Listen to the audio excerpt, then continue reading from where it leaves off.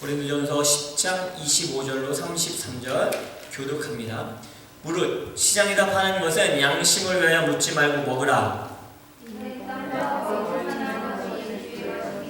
불신자 중 누가 너희를 청할 때 너희가 가고자 하거든 너희 앞에 차려놓은 것이 무엇이든지 양심을 위하여 묻지 말고 먹으라.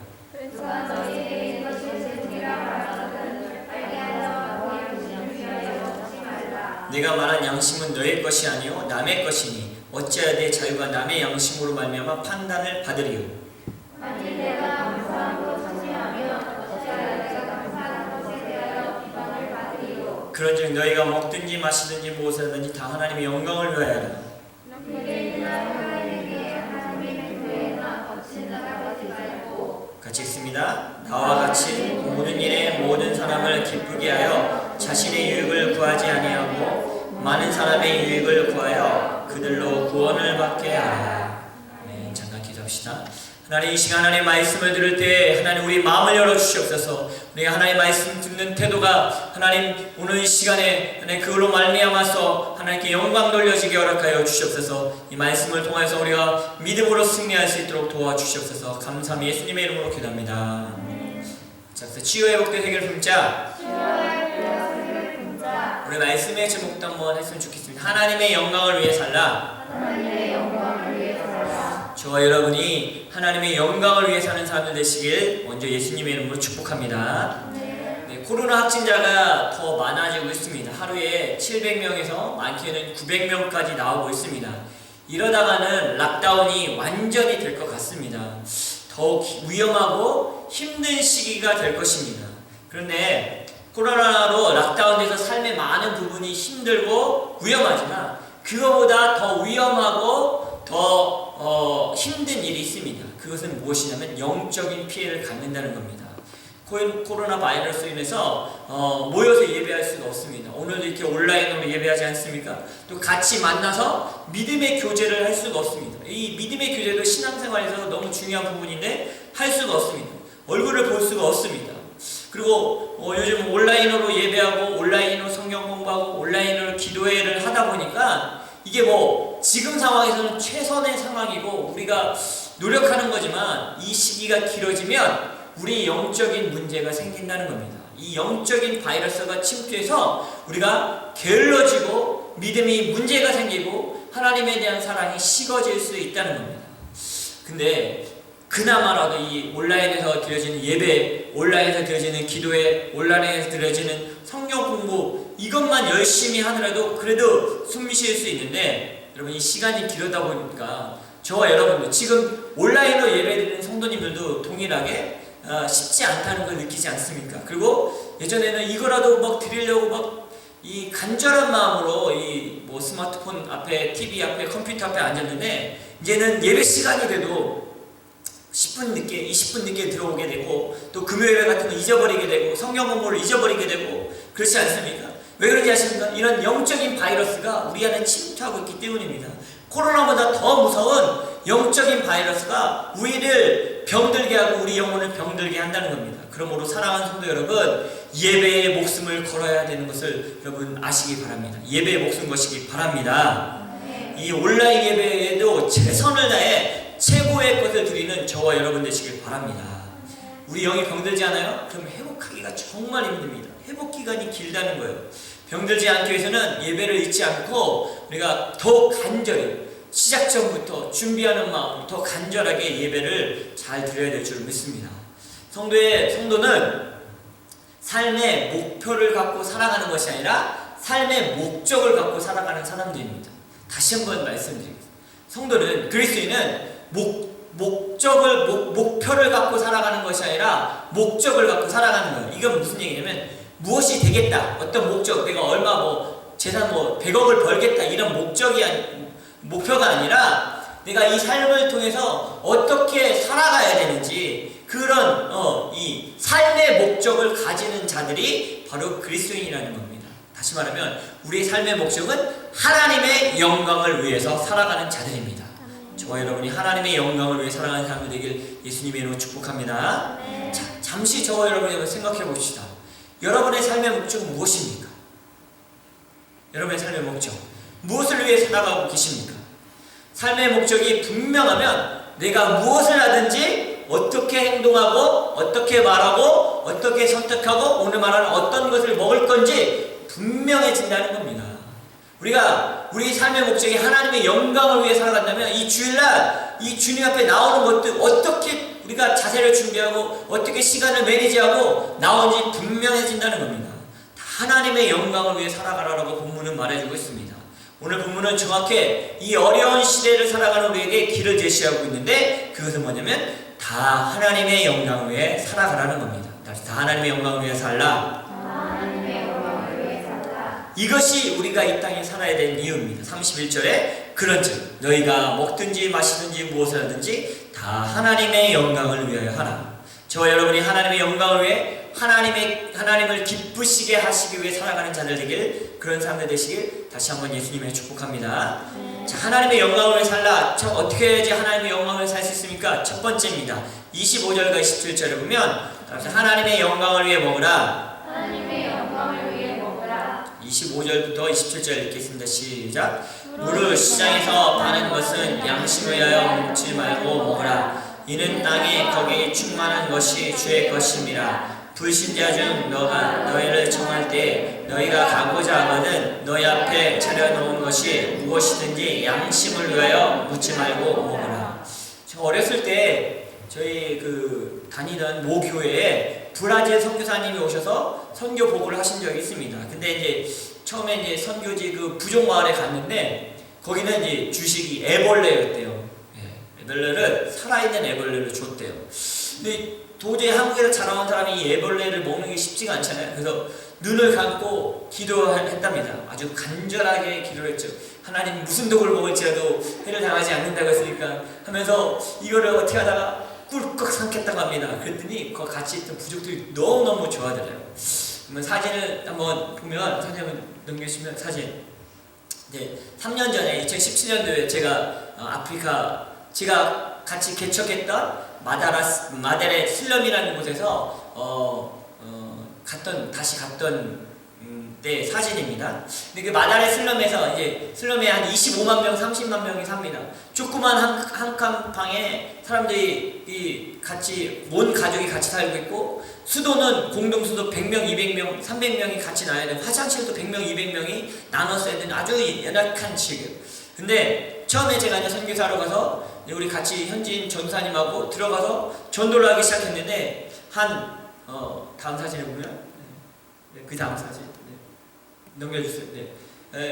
저 아줌마가 누구냐면 그때 갔다 와서 말씀드렸지만 마가렛이라는 아줌마였어요. 저 아줌마 집에 방문한 거예요. 근데 저 아줌마가 이 티를 끓여줬어요.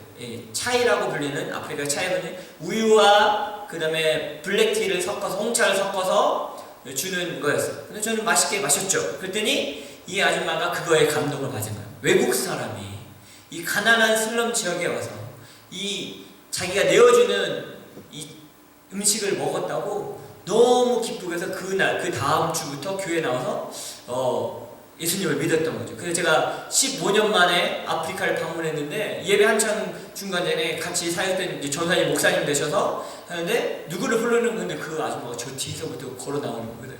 그걸 봤을 때 정말 감동이었습니다. 이것은 무엇입니까? 무엇을 먹든지 무엇을 하든지 다 하나님의 영광을 위해 하라는 겁니다. 마사이 지역은 물이 없는 지역입니다. 그래서 단기 팀들이 오면 마사이 집에 이제 민박을 보냅니다. 그러면 거기서 이제 갔다 와서 얘기하는 게 제일 먼데 간 데는 이제 물이 없으니까 흙탕물, 저수지 흙탕물을 떠와갖고 똑같이 티를 끓여줍니다. 우유와 그 홍차를 섞어서 설탕을 넣어. 근데 그 컵이 너무 더럽습니다. 주는 컵이. 그냥 안 닦았으면 좋겠는데 그걸 닦습니다. 뭘 닦는지 아니라 소똥으로 닦습니다. 소똥을 닦아서 그걸 툭툭 털어서 소똥을 깨끗하다고 생각하기 때문에 그럼 거기다가 티를 줘요. 그러면 이 단기 팀들이 이걸 먹을까 말까 하다가 이렇게 맛이 옵니다. 자, 27절 말씀 한번 보면 불신자 중 누가 너희를 청할 때 너희가 가고자 하거든 너희 앞에 차려놓은 것이 무엇이든지 양심을 위하여 묻지 말고 먹으라. 이 말은 무엇입니까? 이제 고린도 교회에 대해서 이제 음식 또 시장에 나온 음식들에 대한 이야기지만 이것은 따라했으면 좋겠습니다. 무엇을 먹을 무엇을 먹을 것인가가 아니라 어떻게 먹을 것인가가 문제이다. 자, 오늘 성경 우리에게 말하는 것은 무엇을 먹는 게 문제가 아니라 어떻게 먹는가, 왜 먹는가, 이것을 왜 먹어야 되는가에 대해서 얘기하는 거예요. 이것은 하나님의 영광을 위해서, 하나님을 기쁘시게 하기 위해서, 이웃을 즐겁게 하기 위해서, 결국 복음을 위해서 먹으라는 거예요. 선교사들이, 단기팀들이 그 가서 그 주는 현지 음식, 우리와 다른 음식, 전혀 예상치 못한 것들을 줄 때도 그걸 예수 이름으로 기도하고 먹는다는 것은 왜 먹습니까? 어떤 것, 애벌레, 소피, 이게 문제가 아니라 왜 먹습니까? 하나님의 영광을 위해 먹으라는 겁니다. 그러면 저와 여러분이 이제 무엇을 먹어야 될까요? 무엇을 먹는데 어떻게 먹는 게 더 중요하다는 거예요. 이것을 통해서 복음이 전해진다면, 이것을 통해서 하나님께 영광이 된다면 먹어도 된다는 겁니다. 반대로 이것이 먹는 것이 하나님께 영광이 되지 않고 하나님께 기쁨이 되지 않으면 먹지 않는 것이 옳다라는 것입니다. 여러분, 하나님의 영광이 되는 그런 음식들, 그런 행동들을 하시길 예수님의 이름으로 축복합니다.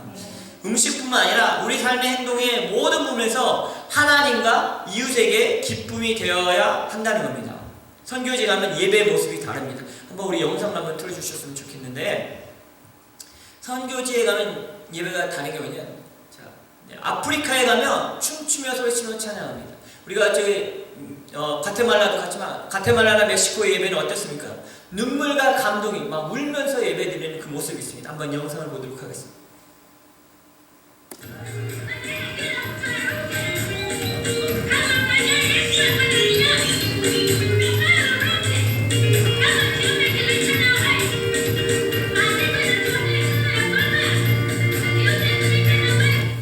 네, 아까 같은 마다의 그 사랑의 교회 모습인데, 아프리카는 열정적으로 찬양합니다. 북치면서도 찬양하고 막 춤추면 찬양합니다. 근데 나는 한국에서 갔으니까, 한국 예배는 앉아서 조용히, 한국의 전통적인 예배는 그렇지 않습니까? 주일날은 땡땡땡 3번 종치고 묵도하겠습니다. 아주 조용히 예배드리는 그런 곳에서 아프리카에 갔어요. 그러면 저건 이상해, 나랑 달라, 우리 한국 교회랑 예배 다르게 막 과테말라 갔는데 막 눈물을 흘리면서 예배드려요. 그러면 어떻게 죄송한데 눈물을 흘리면서 예배드리지? 하면서 나랑 다르다고 내 고정적인 문화와 이걸로 판단하고 그것에 가지 않는다고 하면 이것은 잘못됐다는 거예요. 우리가 무엇을 먹든지 어떤 걸 행동하든지 하나님의 영광을 위해서 하라는 거예요. 복음을 위해서 하라는 거예요. 이웃을 위해 하라고 말씀해 주고 있는 것입니다.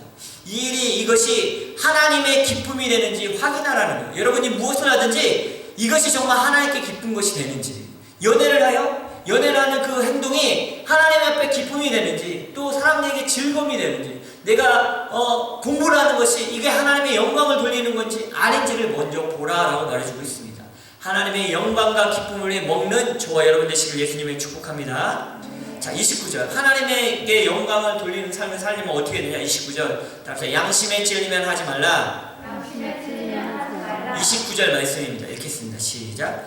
내가 말한 양심은 너의 것이 아니요 남의 것이니 어찌하여 내 자유가 나의 양심으로 말미암아 판단을 받으리요. 우리가 하나님의 영광을 위해 살아가는 방법 두 번째는 양심에 찔리는 일은 하지 말라는 겁니다. 다시 말해서 하나님께서 우리에게 양심의 법을 주셨어요. 각자에게 하나님의 양심의 법을 주셨다는 거예요. 개인마다 자신이 이것이 잘못된 건지 잘한 것인지 알 수가 있어요. 양심의 찔림이 있을 수 있다는 거예요. 결국 성도는 어떤 일을 할 때 이 일이 잘못되고 하나님께 기쁨이 되는지 안 되는지 양심이 있어서 알게 된다는 거예요. 그럼에도 양심이 찔리는데도 무시하고 그 일을 행한다면 하나님의 영광을 위해 살아갈 수 없다라고 오늘 성경은 말해주고 있습니다. 예, 하나님의 영광을 위해 살아가려면 조금이라도 마음에 찔린다면 그것을 하지 말라, 스탑하라고 말해주고 있습니다. 예, 지나가다가 저도 예전에는 주머니에 쓰레기가 있으면 무심코 버렸어요. 근데 요즘에는 딱 무심코 버렸다가 다시 가서 주워야 돼. 양심 확 찔려요. 아니, 쓰레기를 버리다니. 지나가다가 예전에는 길거리에서 돈을 이렇게 10불짜리, 50불짜리, 아니 10,000원짜리 돈을 보면 슬쩍 가서 이렇게 밟고 내꺼, 와, 행차했다 라고 어렸을 때는 했어요. 그런데 하나님을 믿고 나니까, 예수님을 믿고 나니까 그 놓여진 그 돈을 집을 수가 없어요. 예. 누군가가 잃어버린 거잖아요. 내 양심에서 말해주고 있는 거예요. 사업하시는 분들도 그리스도인인데 한국은 부정비리 이중장부 만들어야 된다. 근데 예수님을 믿고 나니까 정직하게 장사할 수밖에 없는 거예요. 정직하게 비즈니스를 할 수밖에 없는 거예요. 직원들에게 양심 있게 이 월급을 줘야 되지 않습니까? 여기 와 있는 일하시는 많은 그런 직원들이 마음 아픈 게 뭐예요? 사장님이 팁을 제대로 챙겨주지 않고 시급을 제대로 챙겨주지 않을 때 얼마나 마음이 아픕니까? 근데 그런 분이 또 교회 다니는데 그러면 더 상처를 받지 않습니까? 하나님의 영광을 위해 살아가려면 양심에 찔리는 일을 하지 말라고 말해주고 있어요. 이거는 하나님의 말씀, 성경의 말씀이라는 거예요. 정직하게 살아가는 거예요. 직원들에게 제대로 대해주라는 거예요. 더 많이 주라는 거예요. 더 직원이라면 그 시간을 까먹지 말고 최선을 다해 일하라는 거예요. 공부하는 사람들은 최선을 다해 공부하고 시험 볼 때 치팅하지 말라는 거예요. 정직하게 공부하라는 거예요. 이게 하나님의 영광을 위해 살아간다는 거예요. 여러분, 양심에 찔리는 일을 하지 않기를 예수님을 축복합니다. 세 번째, 하나님의 영광을 위해 살아가는 건 30절 말씀입니다. 읽겠습니다. 30절 시작. 만일 내가 감사함으로 참여하면 어찌하여 내가 감사하는 것에 대하여 비방을 받으리요. 세 번째는 감사함으로 살아가라는 겁니다. 감사함으로 살아가라. 감사함으로 살아가라. 우리가 하나님의 영광을 위해 살아가는 삶은 감사로 살아가는 삶입니다. 지금 우리가 감사한 일을 찾아보기 시작하면 수백 가지, 수천 가지가 있습니다. 저도 이제 위가 완전하게 낫지 않았는데 많이 좋아졌어요. 그래서 가끔씩 라면도 먹습니다. 그리고 가끔씩 피자도 먹을 수 있고 가끔씩 또 감자칩도 먹는데 이게 너무 맛있는 거예요. 그러면서 예전에 느끼지 못한 내가 라면을 먹을 수 있어서 더욱 감사합니다. 여러분, 위가 아프면 라면, 감자칩, 맛있는 거, 매운 거, 여러분이 좋아하는 거 먹을 수가 없어요.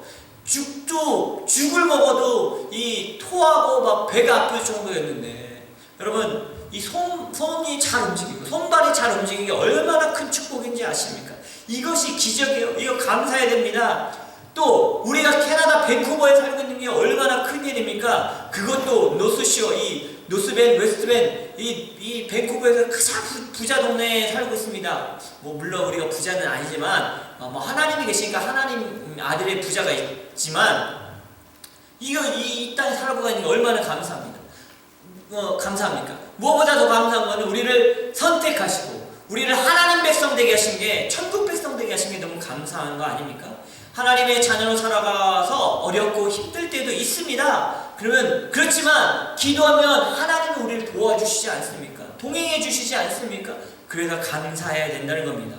그리고 더 감사한 것은 우리가 이렇게 많은 믿음의 동역자들, 우리 세픈교회 성도들을 만나고 서로 기도하고 어렵지만 격려하고 또 셀리더들이 또 우리 세원들을 위해서 중보하고 또 관심 갖고 이런 믿음의 친구들이 있어서 얼마나, 믿음의 동역자들이 있어 얼마나 감사합니까? 예. 하나님이 우리에게 허락하신 참 좋은 일들이 많고 감사한 일들이 많은데 혹시 저와 여러분이 잊어버리고 있지는 않습니까? 그래서 불평하고 불만한 삶을 살고 있습니까? 그러면 하나님의 영광을 위해 살 수 없다는 겁니다. 하나님의 영광을 위해 사는 사람들은 감사하는 자들입니다. 하나님께 감사하고 내게 주어진 환경에 감사하고 내게 일어난 일들에 감사하는 자로 살아가야 된답니다. 따라서 성도는 망해도 천국이고 실패해도 전능자 하나님이 아버지시다. 힘나지 않습니까? 우리 성도는 망해도 확 홀딱 망해도 천국에 가요. 천국 백성이에요. 그리고 우리가 막 실패하고 문제가 있고 공부 못하고 직장에 문제가 생기고 시험에 합격에 이런 거 다 떨어져도 전능하신 하나님 아버지의 자녀들이라는 겁니다. 여러분, 그래도 우리 하나님께 영광 돌리는 삶은 감사로 살아가는 삶인 것을 여러분 믿으시기 바랍니다. 네. 탄자니아 선교사님이신 마문고 선교사님, 현지인이세요. 근데 같이 결혼한 류재영 선교사님이라고 계세요. 이 류재영 선교사님은 항상 늘 입에 감사가 붙어 있는 분이세요. 늘 감사하네, 감사하네. 그래서 넘어지잖아요. 그러면 아유, 코 안 다쳐서 감사하네, 이렇게 말씀하시는 분이세요. 그리고 음식이 뜨거우면 우와, 뜨거워서 속이 풀렸네, 감사하네, 이렇게 말씀하시는 분이세요. 근데 이제 남편 목사님이 탄자니아 신학교를 건축을 하기 위해서 수도인 다르살렘에서 아루사라는 7, 8시간 와야 되는 곳을 오다가 중간에 숙소에서 있는데 칼, 조그만 칼이 아니라 이 아프리카 칼은 판가라고 해서 이 아주 긴 칼을, 두꺼운 칼을 갖고 다니는 그 칼을 갖고 강도들이 들어왔어요. 그래갖고 강도들이 목사님의 얼굴을 쳤는데 오른쪽 눈을 친 거예요. 네, 눈을 깊이 들어갔어요.